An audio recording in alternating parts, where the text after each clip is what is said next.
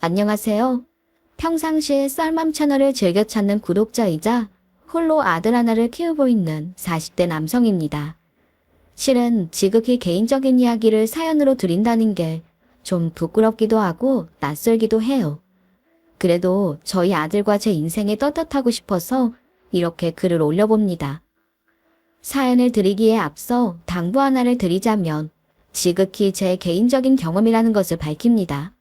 사람마다 자신의 상황이나 가치관이 다르니 뭐가 옳다 그르다를 딱 꼬집어 판단할 수 없을 것 같네요.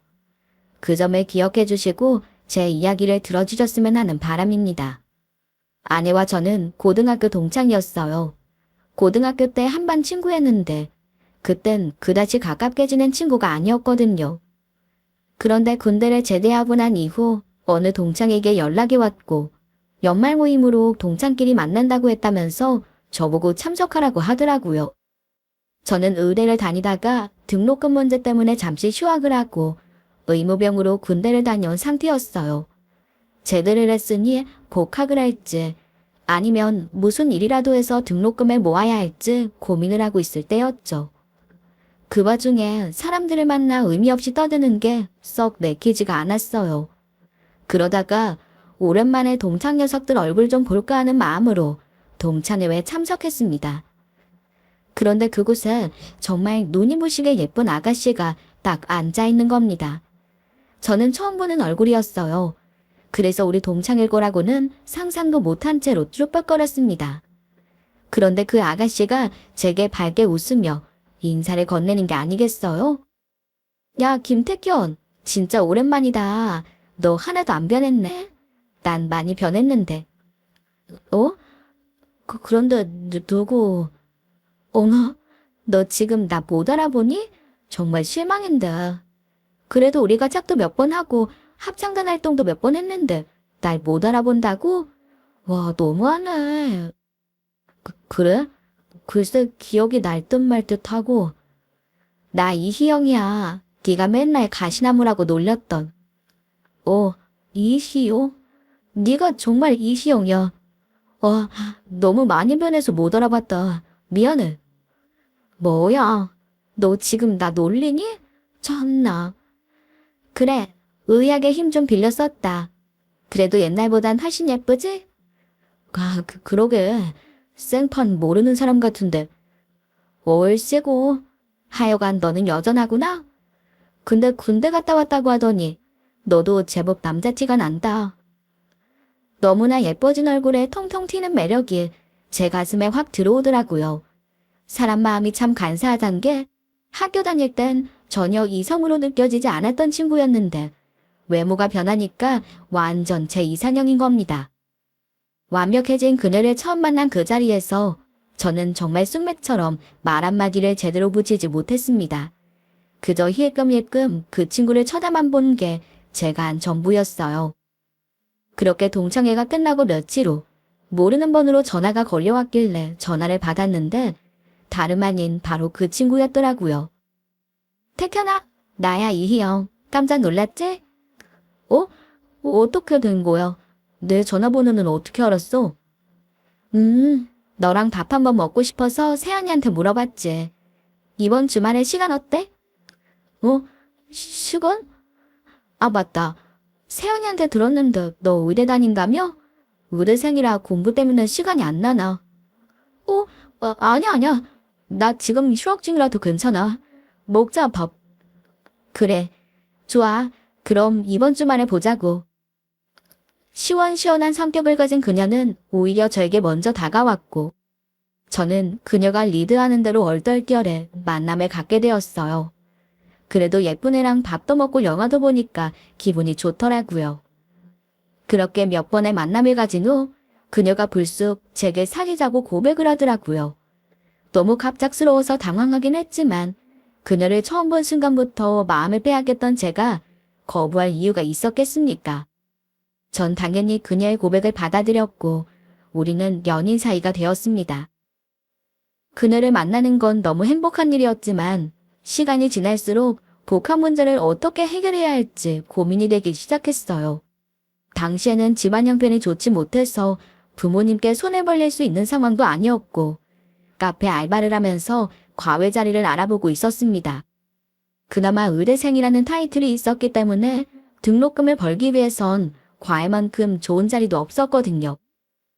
하지만 어쩐 일인지 그 당시는 과외 자리도 쉽게 구해지지가 않더라고요. 그래서 여자친구와 연애만 하면서 속절없이 시간만 버리고 있었죠. 반면 여자친구는 자기 밥벌이는 충분히 하는 능력자였습니다. 그 친구는 대학을 가지 않고 고등학교를 졸업하자마자 곧바로 미용 기술을 배웠다고 했어요. 그리고 강남에서 신부 메이크업으로 유명한 숍에서 일을 하고 있었고 실력과 경력이 꽤 좋아서 여느 직장인을 뛰어넘는 연봉을 벌고 있었습니다. 저는 그런 여자친구가 무척 멋있어 보였습니다.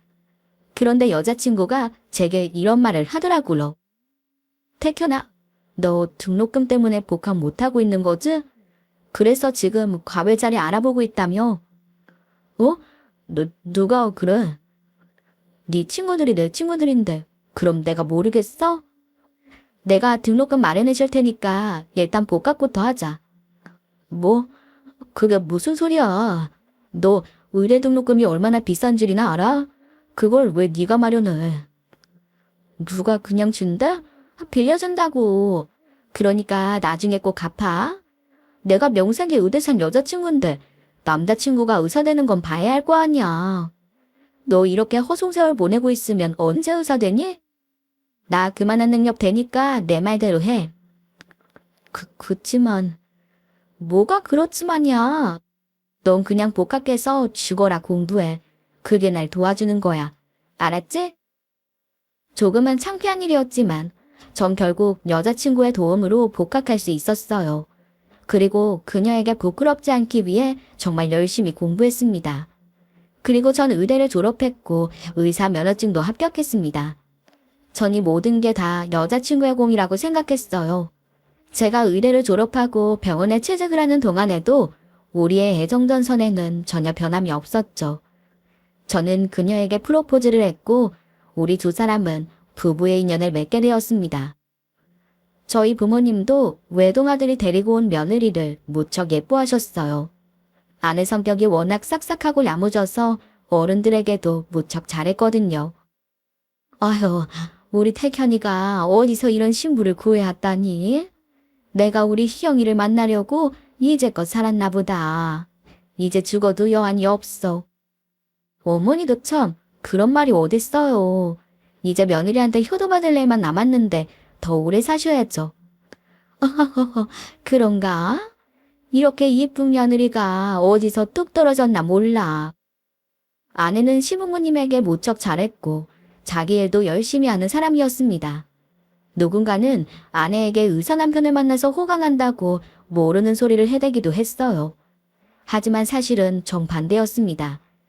저는 아내가 결혼을 잘한 게 아니라 제가 결혼을 잘한 거라고 생각했어요.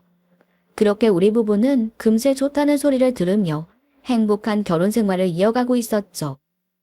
저는 병원에서 괜찮은 급여를 받으며 착실히 제 경력을 쌓고 있었고 아내는 아내대로 자신의 커리어를 이어가고 있었습니다.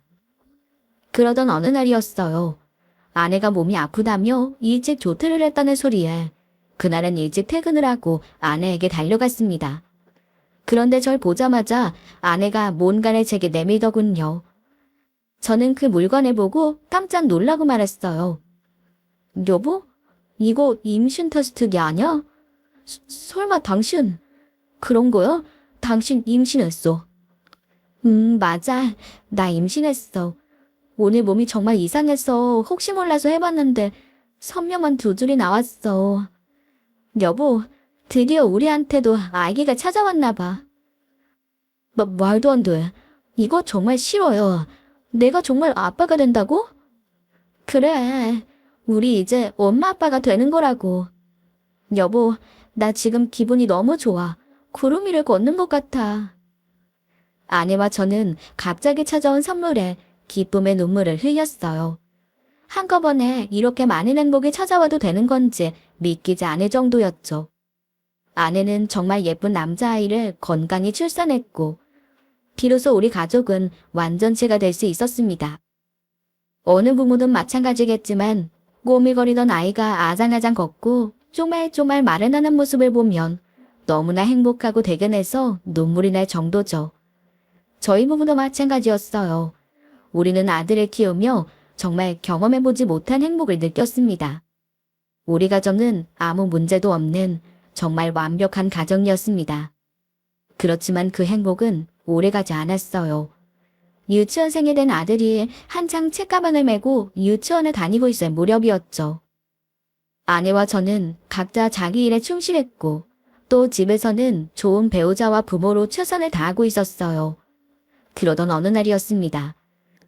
동료 의사가 이직을 하는 바람에 송별회를 갖게 됐는데 저는 그곳에서 아주 놀랄만한 광경을 목격하고 말았습니다. 무심코 길거리에서 낯선 남자와 팔짱을 끼고 왔는 아내를 본 것이었어요. 처음엔 제가 잘못 본 줄 알았습니다. 다시 눈을 비비고 봤는데도 아내가 틀림없었습니다. 갑자기 심장이 쿵쾅거리며 요동치는데 도대체 뭘 어떻게 해야 할지 갈피를 잡지 못하겠더라고요. 아내는 분명 제게 새벽 일찍 예약된 신부가 있어서 매장에 마련된 숙소에서 잔다고 했습니다. 가끔 있는 일이어서 크게 신경을 쓰지 않았죠. 그런 아내가 낯선 남자와 번화가 거리에서 버젓이 데이트를 즐기고 있었던 겁니다. 저는 일단 아내에게 전화를 걸었어요. 그런데 전화를 받지 않더라고요. 당장이라도 아내를 쫓아갔어야 했는데 당시에는 손이 너무 떨리고 경황이 없어서 그러질 못했네요. 저는 송별회 자리를 서둘러 마치고 집으로 돌아갔어요. 혹시 아내가 집으로 돌아가 있지는 않을까 하는 마음으로 말입니다. 하지만 집에는 곤히 잠든 아들과 아들을 봐주러 온 저희 어머니만 계셨습니다. 엄마, 혹시 희영이 집에 안 들렀죠? 희영이? 희영이 오늘 집에 안 들어온다며. 내일 새벽에 손님 있다고 했잖아. 왜? 희영이가 집에 들른다고 하던? 아니요, 그런 게 아니라. 알았어요. 별일 없었죠? 어서 주무세요, 엄마. 전 그날 밤새 잠을 이루지 못했습니다. 아내가 다정히 팔짱을 끼고 가는 모습이 계속 눈앞에 아른거리더라고요. 도대체 아내에게 무슨 일이 생긴 걸까요?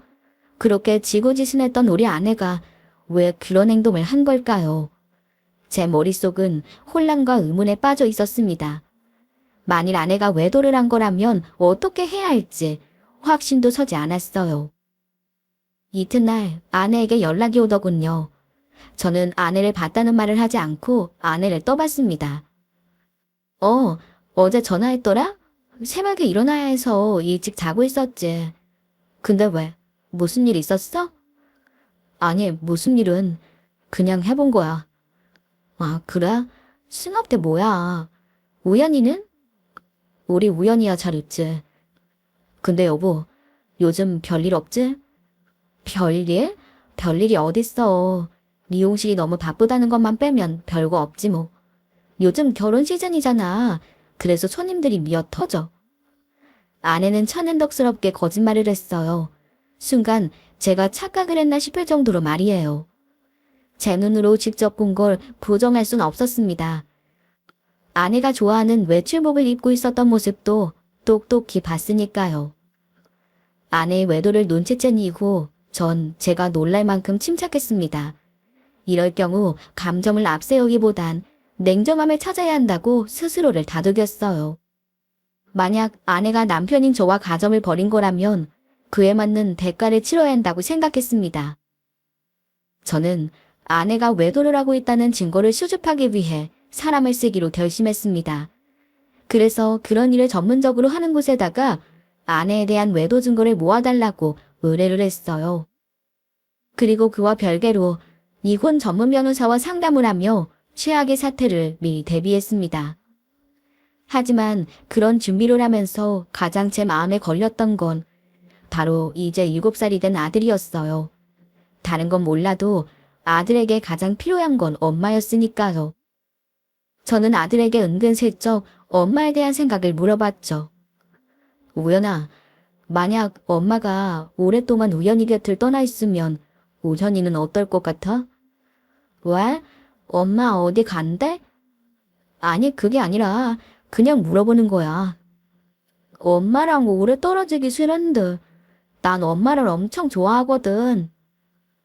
그래, 그치? 왜? 아빠는 엄마 안 좋아해? 아니, 아빠도 엄마를 많이 좋아해. 그럼 됐지. 우리는 가족이니까 다 좋아해야 하는 거잖아. 아들의 천진한 대답에 할 말이 없더군요. 만약 아내와 갈라서야 할 때가 온다면 어떻게 아들을 이해시켜야 할지 자신이 없었어요. 저는 속으로 빌고 또 빌었습니다. 제발 아내가 선을 넘지 않았길. 그저 순간적인 일탈이었길 말이에요. 그렇게 2주 정도가 지났을 겁니다. 제가 의뢰한 곳에서 결과물을 보내왔더군요. 저는 서류 봉투 속에 들어있는 걸 보고 기함하고 말았어요. 결론부터 말하자면 아내에겐 역시 남자가 있었어요. 아내가 그 남자와 외도를 하는 모습들이 적나라하게 찍혀 있더군요. 정말 너무나 충격적이었고 아내에 대한 배신감이 치를 떨게 만들었죠. 그리고 아내와 바람을 피운 그 남자의 신상도 알려주었어요. 그는 아내가 다니는 숍의 대표였습니다. 중요한 건 그 남자도 가정이 있는 유부남이었던 거죠. 더 이상 기다릴 필요가 없었습니다. 모든 걸 알게 된 이상 아내에게 진실을 밝히고 책임을 물어야 했어요. 저는 아들을 어머니 집에 맡긴 후 집에 돌아온 아내에게 외도 증거 사진을 뿌렸습니다. 어머, 이게 다 뭐야? 당신 설마 나 뒷조사했어? 지금 그게 중요해? 이게 다 어떻게 된 건지 설명해봐. 당신 정말 바람 피운 게 맞냐고. 다 알고 있는데 굳이 내 설명이 필요해? 그래, 나 남자 생겼어. 정말 미안한데 그렇게 됐어. 그 사람 만나고 난 후부터는 한 치 앞도 보이지 않았던 컴컴한 내 인생에 빛이 생긴 것 같았다고. 뭐라고? 그걸 지금 말이라고 하니? 애도 있고 남편도 있는 여자가 할 말이야 그게? 못할 건 뭐야? 애 있으면 여자 마음이 돌처럼 변하니? 애 있으면 평생 애 엄마로만 살아야 하는 거냐고. 야, 이희용, 제발 정신 차려. 당신도 내 뒷조사한 거 보면 우리 이제 끝난 거 아니야? 당신도 나랑 갈라설 생각 아니냐고. 우연 아빠, 우리 그냥 각자 인생 살자. 당신 의사니까 당신 좋다고 할 여자들 많을 거 아니야. 이제 그만하자, 어? 최소한 진심으로 사과는 할 줄 알았어요. 하지만 아내는 죽어도 자기가 잘못됐단 소리를 하지 않더군요. 오히려 당당하게 이혼을 요구했어요. 사람이 이렇게 갑자기 변할 수도 있는 걸까요? 정말 내가 아는 아내가 맞나 싶더라고요. 아내는 그 길로 짐을 싸가지고 집을 나가버렸습니다. 뭐가 그렇게 당당한지 대문이 부서져라 쾅 닫아버리며 나가더라고요. 저는 그런 아내를 보고 분노했어요. 우리 부부가 그동안 쌓아왔던 모든 것들이 모래성처럼 무너지는 기분을 느꼈습니다. 이래로 가만히 앉아있는 건 너무나 억울했습니다. 그래서 이튿날 아내가 일하는 미용실로 찾아갔죠. 미용실은 손님들로 붐비고 있었는데 카운터에 앉아있는 남자를 보자마자 제 눈은 확 돌아버리고 말았습니다. 그 남자는 미용실 대표이자 아내와 바람을 피운 잠본인이었거든요. 전 다짜고짜 그 남자의 멱살을 움켜잡았죠. 바로 너구나. 너 오늘 잘 만났다. 누구세요? 누구신데 사람 멱살을 잡아요? 내가 누군지 몰라. 내가 바로 너랑 붙어먹은 이희영 남편이다. 어디 바람 피울 상대가 없어서 가정 있는 직원이란 바람을 펴. 당신도 가정 있는 사람이라며. 이거 보세요. 알았으니까 일단 진정하시고 멱살 좀 놔주세요. 왜? 사람들 많은 데서 까발려주니까 팔리니? 그러니까 왜 팔린 짓을 하고 살아? 제가 난리를 피우니까 사람들 이목이 집중됐고 그 순간 아내가 나타나 제게 버럭 화를 냈어요. 당신 미쳤어. 여기가 어디라고 행패야. 당장 그 손 못 놔. 왜? 너도 창피하냐? 애 딸린 여자가 회사 대표랑 바람 피운 거 부끄럽긴 해? 너 정말 이렇게 나올래? 그래, 네가 원하는 대로 해줄게. 그런데 그냥은 못 넘어가. 너희 두 사람 위자료 톡톡히 준비해둬야 할 거야. 당장 소송 들어갈 거니까 그렇게 알아. 야, 너 잘 생각해봐. 누가 너 의사 만들었는지 잊지 말라고. 너 돈 없어서 빌빌대고 있을 때 내가 등록금 대줘가며 의사 만들어줬잖아. 내가 내 인생 바쳐가며 의사 만들어줘. 자식 새끼 낳아줘. 이제 더 이상 뭘 바라니? 양심 있으면 날 놔주는 게 맞는 거 아니야? 아내는 독이 바싹 오른 독사처럼 망발을 내뱉더군요. 마치 자신의 외도가 정당한 것처럼 착각하는 것 같았어요. 저는 그런 아내를 보며 참담함을 느꼈습니다. 아내와 지루한 소송전은 그렇게 시작이 됐습니다. 아내의 상간남에게도 위자료를 청구했죠. 결국 법원은 제 손을 들어주었고 저는 아내에게 위자료와 양육권까지 모두 가져왔어요. 그렇게 아내와 법적으로 완전한 남남이 되었네요. 다른 건 다 참을 수 있었습니다. 오랫동안 쌓아온 아내와의 정, 사랑하는 마음도 끊을 수 있었고 이혼남이라는 꼬리표도 견딜 수 있었어요. 하지만 저를 가장 힘들게 했던 건 엄마를 찾는 아들이었습니다. 아빠, 할머니가 그러는데 이제 다시는 엄마가 오지 않는데 이제 정말 엄마 안 오는 거야? 우연아. 엄마는 우연이 곁을 떠났어. 우연이가 엄마가 많이 보고 싶겠지만 이젠 참아야 돼. 엄마는 다신 돌아오지 않을 거야. 그런데 엄마는 왜 날 떠난 거야? 내가 유치원 가기 싫다고 떼를 써서 그런 거지? 아니야. 그런 거 아니야, 우연아. 아이는 엄마가 자기 곁을 떠난 게 자기 탓이라고 생각했어요. 그런 아들의 모습을 보며 얼마나 가슴이 미어지던지요. 다른 건 다 참을 수 있어도 어린 아들이 상처받는 건 너무나 참기 힘들었습니다. 저는 어떻게 해서든 아이의 상처를 보듬어주려고 안간힘을 썼습니다. 하지만 오히려 또 다른 상처를 받게 만들고 말았어요. 어느 날 애를 봐주던 어머니가 제게 이런 말을 하더라고요. 아무래도 우연이는 우리 집으로 데리고 가서 키워야겠어. 네? 엄마, 그게 무슨 말씀이세요? 그럼 우전이를 천안으로 데려가신다는 말씀이세요? 그럼 어떡하니? 너희 아버지도 계신데 내가 너희 집에서 살 수도 없는 노릇이고 그렇다고 네가 애를 볼 상황도 아니잖아. 어쩔 수 없이 내가 천안으로 데리고 가서 키우는 수밖에 없지. 하지만 애가 가기 싫어할 텐데. 어떻게든 데리고 가야지 어쩌겠어. 그렇다고 네가 병원 그만두고 애만 보고 있을래? 네가 쉬는 날마다 왔다 갔다 하면서 애 얼굴 보고 그래야지 뭐. 어머니의 말씀은 현실적으로 옳았어요. 야근에 밥 먹듯이 하는 제가 애를 케어하기엔 역부족이었습니다. 그렇다고 천안 사는 어머님이 매번 다녀가시기에도 어려움이 있었고요. 그렇지만 아들을 멀리 보내야 한다는 게 쉬운 결정은 아니었습니다. 저는 몇 날 며칠을 고민하다 아들을 보내기로 결심했죠. 그게 아들을 위한 최선의 방법이었어요. 저는 아들에게 할머니 집에 가자는 말만 하고 천안으로 내려갔습니다.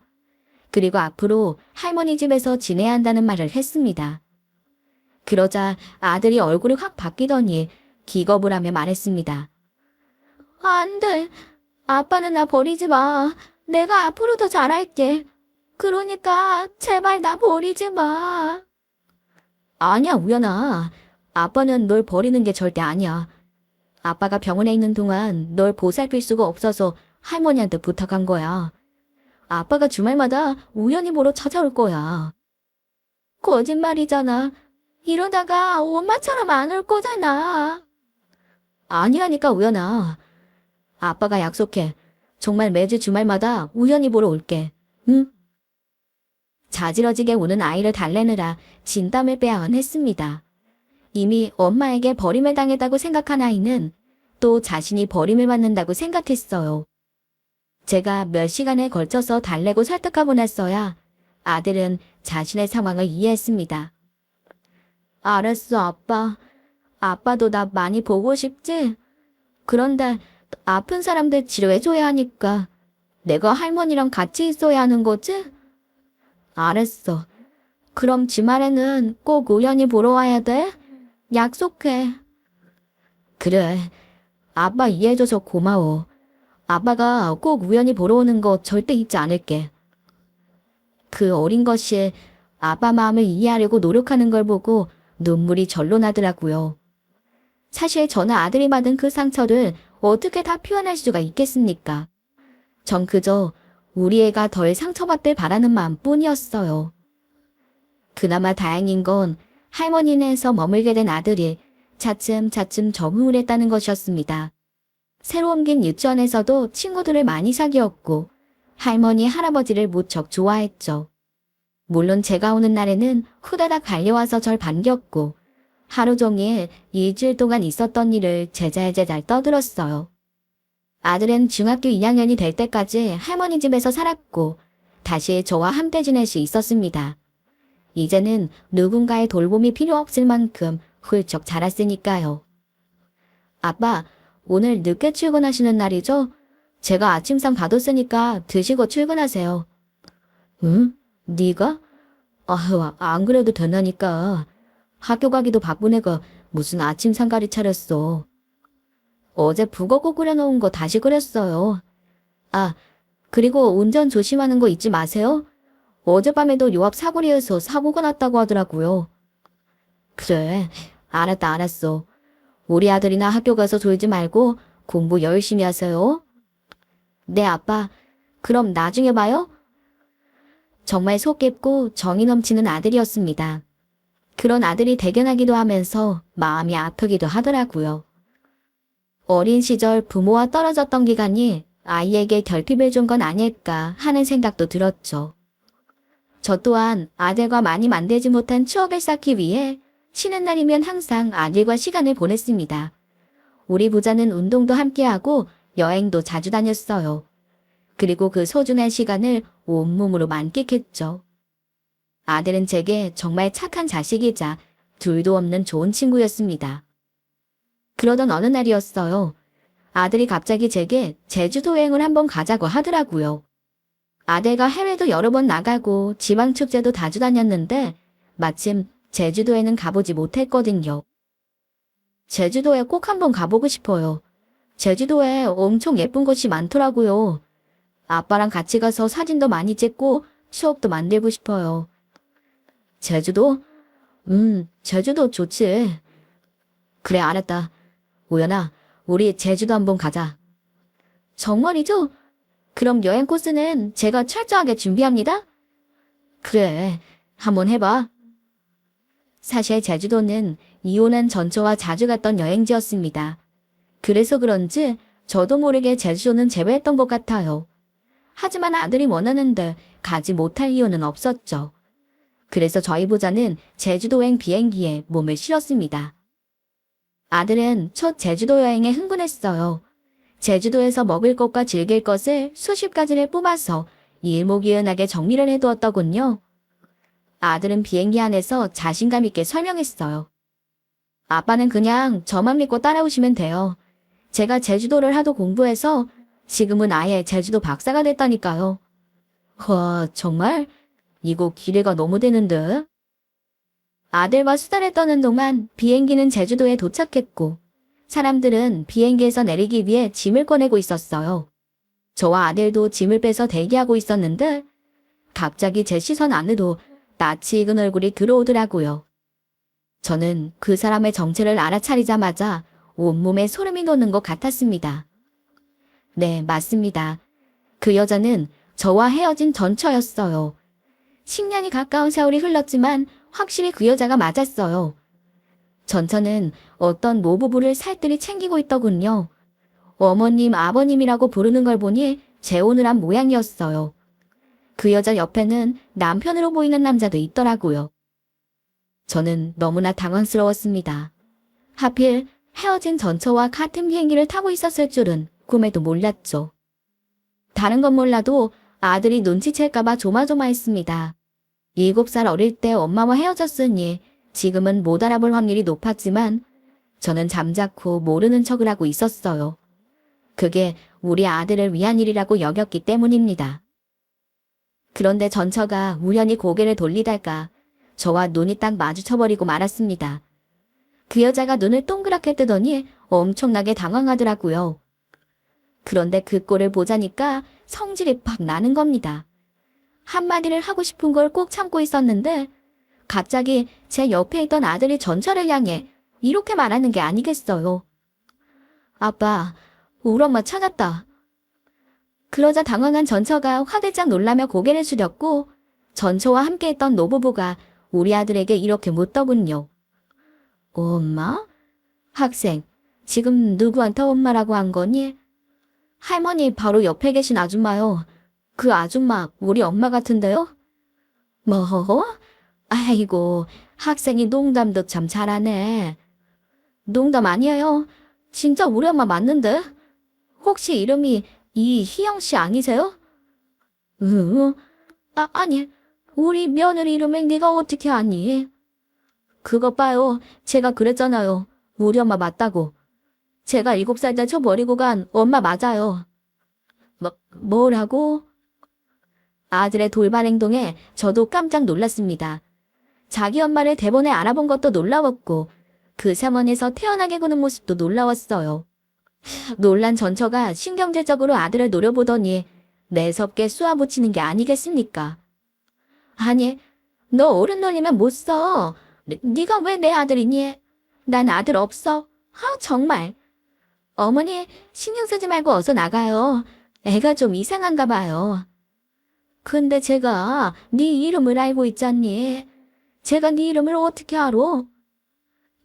어쩌다가 얻어 걸린 거죠 뭐. 그러니까 신경 쓰지 마세요. 그래? 그거 참 이상하다. 당황한 전처가 자기 가족들을 데리고 빨리 나가려고 발을 동동 구르는데 자기가 원한다고 나갈 수가 있겠습니까? 비행기 문이 열려야 나갈 수 있는 거죠. 전처의 어처구니 없는 행동에 부하가 치밀더군요. 자신의 친자식에게 어쩜 그렇게 모진 말을 할 수가 있는지 정말 화가 났어요. 그동안 단 한 번도 자식의 안부를 묻지 않았던 전처였기 때문에 일말의 기대도 없었지만 이건 해도 너무한다는 생각이 들더라고요. 그래서 저도 참지 못하고 한마디를 하고 말았습니다.